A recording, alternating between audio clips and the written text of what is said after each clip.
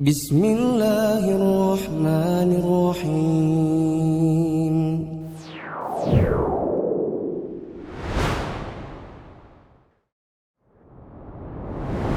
Bismillahirrahmanirrahim. Assalamualaikum warahmatullahi wabarakatuh.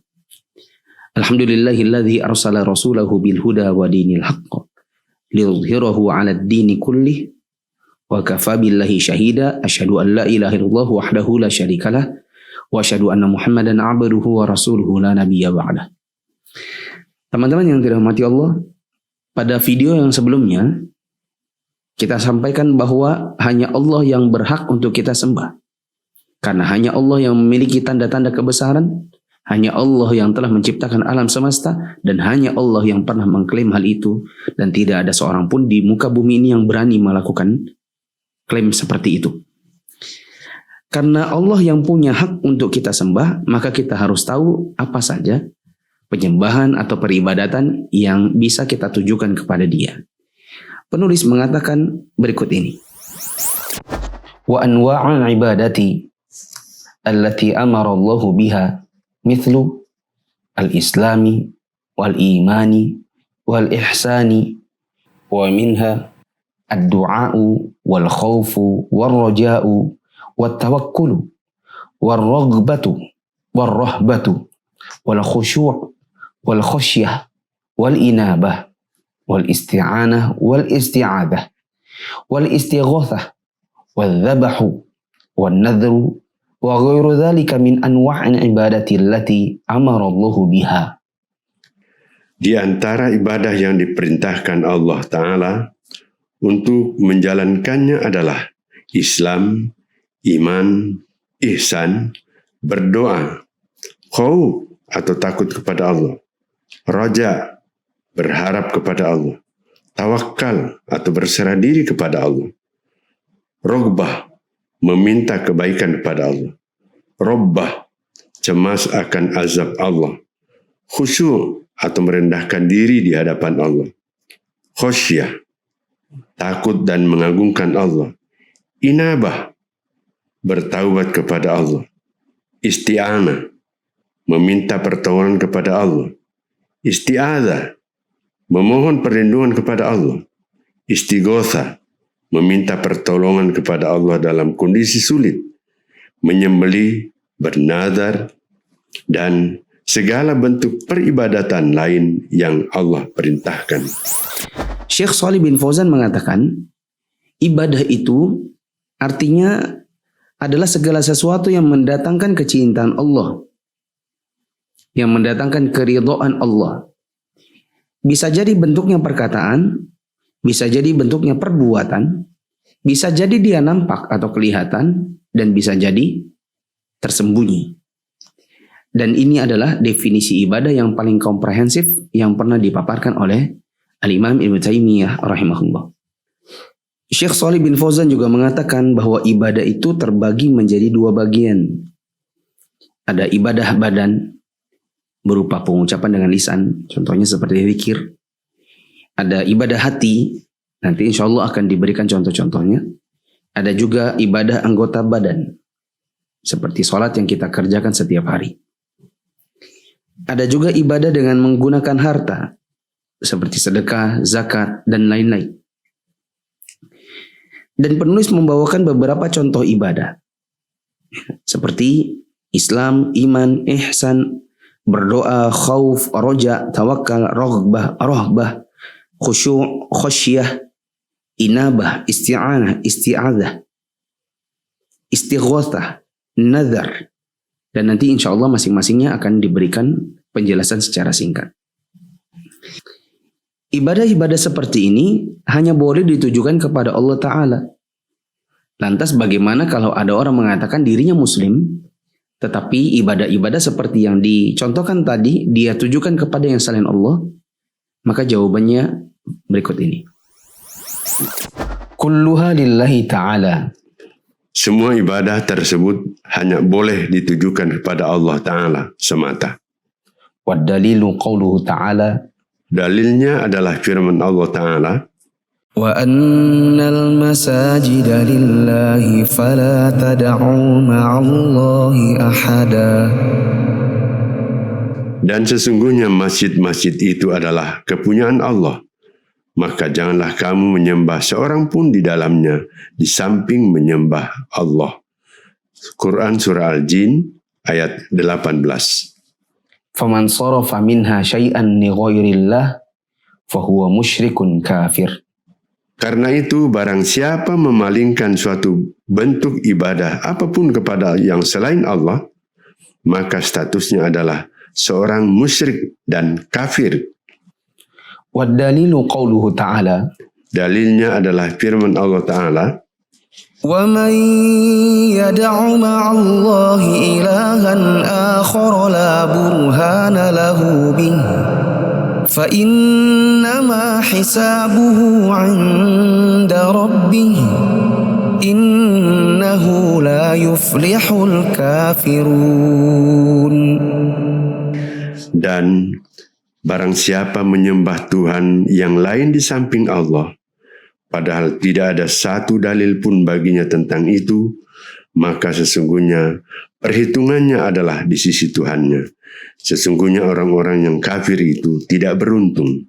Quran Surah Al-Mu'minun ayat 117. Syekh Shalih bin Fauzan Al-Fauzan mengatakan contoh-contoh ibadah yang sudah disebutkan tadi hanya boleh untuk Allah semata. Dan dari sini juga bisa dijawab pertanyaan, kalau ada orang muslim yang menunjukkan ibadahnya kepada yang selain Allah, bagaimana statusnya? Jawabannya adalah dia telah menjadi orang musyrik lagi kafir. Musyrik artinya seseorang melakukan perbuatan syirik, sedangkan kafir berarti orang ini telah melakukan perbuatan kufur yang bisa jadi menyebabkan dia keluar dari agama Islam. Berikut ini akan dijabarkan secara ringkas setiap contoh ibadah yang bisa ditujukan kepada Allah Ta'ala. Wafil hadith, Adapun dalil tentang doa sebagai salah satu ibadah yang Allah perintahkan dan hanya boleh ditujukan kepada Allah Ta'ala adalah hadis yang berbunyi, ad-du'a'u mukhul ibadah. Doa itu adalah inti ibadah. Wad dalilu qauluhu ta'ala. Dalil yang lainnya adalah firman Allah Ta'ala, وَقَالَ رَبُّكُمُ ادْعُونِي أَسْتَجِبْ لَكُمْ إِنَّ الَّذِينَ يَسْتَكْبِرُونَ عَنْ عِبَادَتِي سَيَدْخُلُونَ جَهَنَّمَ دَاخِرِينَ. dan Tuhanmu berfirman, berdoalah kepadaku, niscaya akan kuperkenankan bagimu. Sesungguhnya orang-orang yang menyombongkan diri dari berdoa kepadaku akan masuk neraka jahanam dalam keadaan hina dina. Quran Surah Ghafir ayat 60. Penulis membawakan hadis, doa adalah inti ibadah. Meskipun sebenarnya hadis ini hadis yang dhaif, yaitu hadis yang diriwayatkan oleh Imam At-Tirmidzi, hadis nomor 3371 dari sahabat Anas bin Malik radhiyallahu anhu. Di dalam sanadnya terdapat rawi yang bernama Ibnu Luhai'ah dan derajat hadisnya adalah dhaif. At-Tirmidzi berkata ini adalah hadis gharib dari sisi sanad tersebut dan kami tidak mengetahui sanad yang lain kecuali dari Ibnu Luhai'ah. Hanya saja ada hadis yang senada tetapi lebih sahih. Bunyinya ad-du'a'u huwal ibadah. Doa adalah ibadah. Ala kulli hal, ini adalah sekadar tambahan pengetahuan bahwa hadis ad-du'a'u mukhul ibadah itu adalah hadis yang dhaif, sedangkan yang sahih bunyinya ad-du'a'u huwal ibadah. Dan dari sini kita bisa ambil kesimpulan bahwa doa termasuk ibadah yang bisa kita tujukan kepada Allah. Nah, teman-teman yang dirahmati Allah, sudah sering kita sebutkan berkali-kali dalam video sebelumnya bahwa Allah adalah Tuhan kita dan kalau kita mau beribadah hanya boleh kepada Dia semata. Karena doa termasuk contoh ibadah, ini menunjukkan bahwa doa pun hanya boleh ditujukan kepada Allah semata. Tidak boleh kita berdoa kepada yang selain Allah. seperti berdoa kepada yang sudah mati. Kecuali kalau doa yang dimaksud ini adalah doa permintaan yang permintaan itu mampu dikerjakan oleh manusia yang masih hidup. Di antara dalilnya adalah sebagaimana yang tadi telah disebutkan. Quran surat Ghafir ayat 60. Wa qala rabbukum ud'uni astajib lakum. Dan Tuhanmu berfirman, berdoalah kepadaku saja, niscaya aku perkenankan bagimu. Ini adalah dalil penegas bahwa doa hanya boleh ditujukan kepada Allah Ta'ala semata. Syekh Shalih bin Fauzan juga mengatakan ayat ini memerintahkan kita untuk berdoa kepada Allah karena Allah Maha Kaya. Sedangkan kita sangat membutuhkan pertolongannya. Dan berbeda dengan manusia, manusia kalau diminta-mintai dan terus dimintai, mereka kerap marah. Sedangkan Allah marah kalau kita tidak pernah meminta sama sekali kepada dirinya. Kata Syekh Shalih bin Fauzan juga, dalam doa manusia itu ada 3 macam. Ada orang yang sombong dan tidak pernah mau meminta dan berdoa sama sekali kepada Allah. Ada juga orang yang berdoa kepada selain Allah, meskipun juga dia meminta sesuatu kepada Allah. Berarti orang ini telah menjadi musyrik. Ada lagi orang yang mengikhlaskan doa hanya kepada Allah, berarti orang ini telah bertauhid. Contoh ibadah yang lain adalah khauf atau takut kepada Allah. Wa dalilul khaufi qauluhu ta'ala. Adapun dalil tentang khauf atau takut kepada Allah sebagai salah satu ibadah yang Allah perintahkan dan hanya boleh ditujukan kepada Allah adalah firman Allah Ta'ala, فلا تخافوهم وخافون إن كنتم مؤمنين. karena itu janganlah kamu takut kepada mereka, tetapi takutlah kepadaku jika kamu benar-benar orang yang beriman. Quran surah Ali Imran ayat 175. Wa dalilur raja'i qauluhu ta'ala. Adapun dalil tentang roja atau berharap kepada Allah sebagai salah satu ibadah yang Allah perintahkan dan hanya boleh ditujukan kepada Allah Ta'ala adalah firman Allah Ta'ala, فمن كان يرجو لقاء ربه فليعمل عملا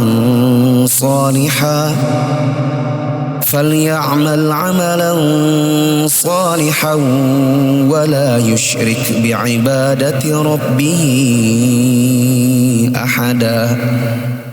barang siapa mengharap perjumpaan dengan Tuhannya, maka hendaklah ia mengerjakan amal soleh dan janganlah ia mempersekutukan seorang pun dalam beribadah kepada Tuhannya.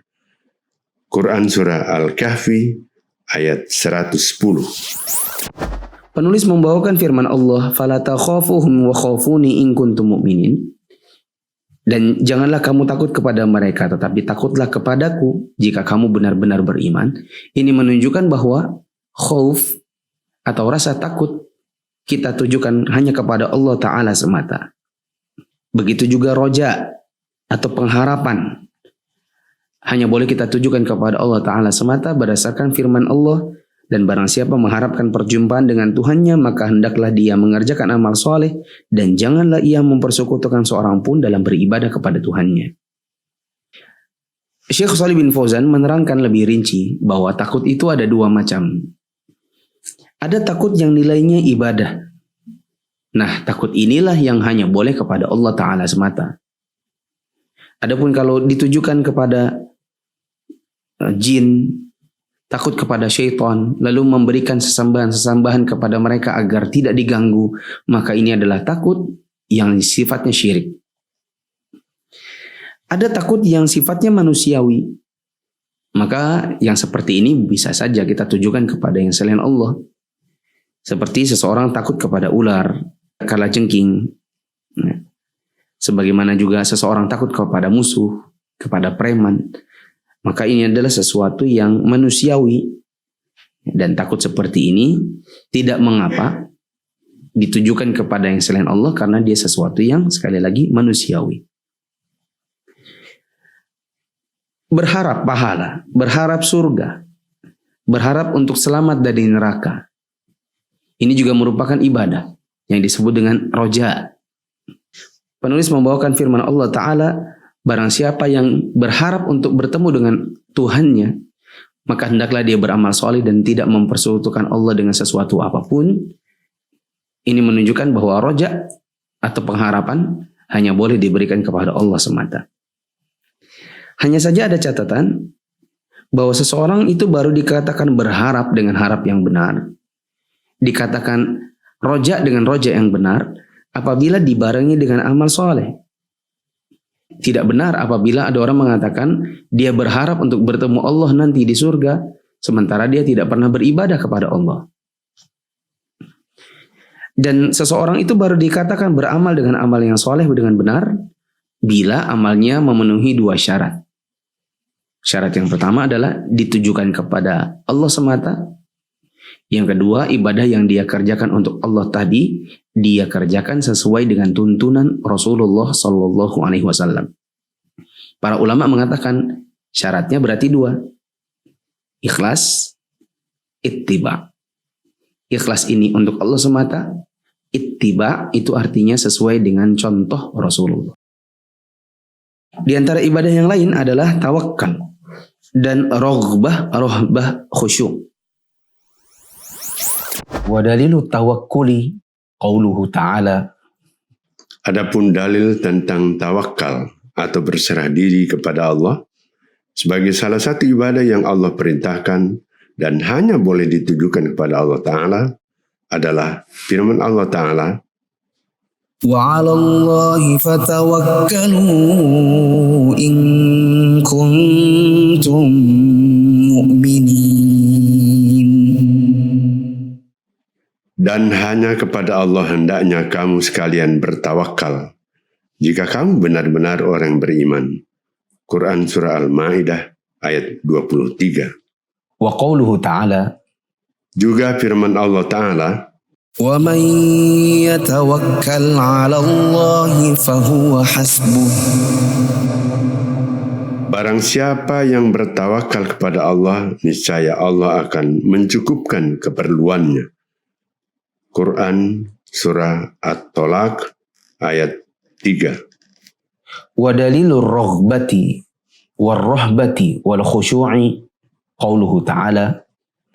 Adapun dalil tentang rogbah, meminta kebaikan kepada Allah, rohbah, cemas akan azab Allah, dan khusyuk, merendahkan diri di hadapan Allah, sebagai salah satu ibadah yang Allah perintahkan dan hanya boleh ditujukan kepada Allah Ta'ala semata, adalah firman Allah Ta'ala, Innahum kanu yusari'una fil khairat wa yad'unana raghaban wa rahaban wa kanu lana khashi'in.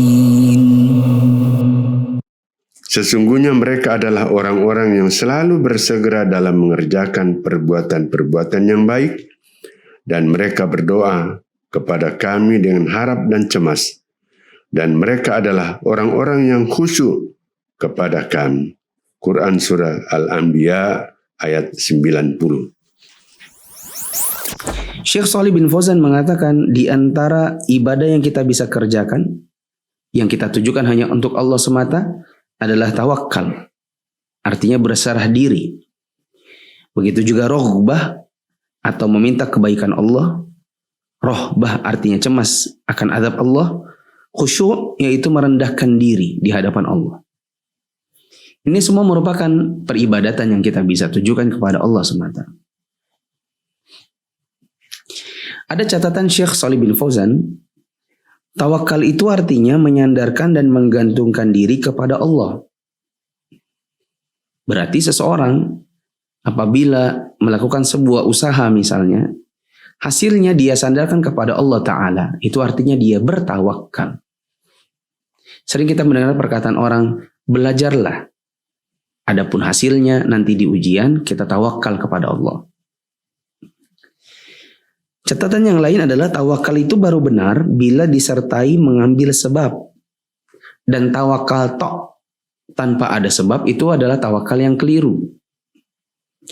Kita sering mendengar hadis Nabi SAW tentang seorang sahabat yang melepaskan hewannya begitu saja, lalu dia masuk ke dalam masjid dan mengatakan, saya mau sholat.